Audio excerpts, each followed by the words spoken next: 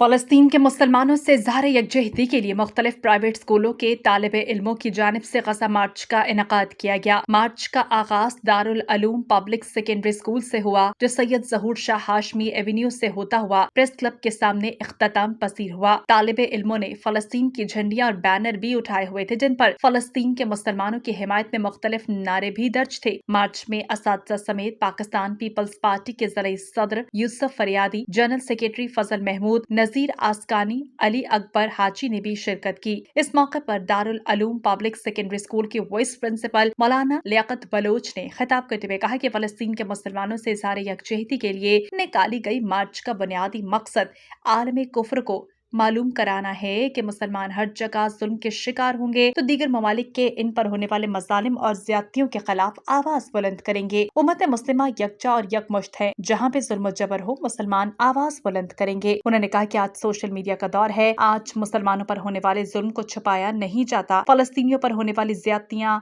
रोज रोशन की तरह आया है। हम मीडिया और सोशल मीडिया के जरिए बाखबर हैं कि फलस्तीनियों पर किस तरह से जुल्म के पहाड़ तोड़े जा रहे हैं। उन्होंने कहा कि इस तरह के जुल्म दुनिया के किसी ममालिक में मुसलमानों पर हुआ तो तालिब इल्म भरपूर एहतजाज करेंगे।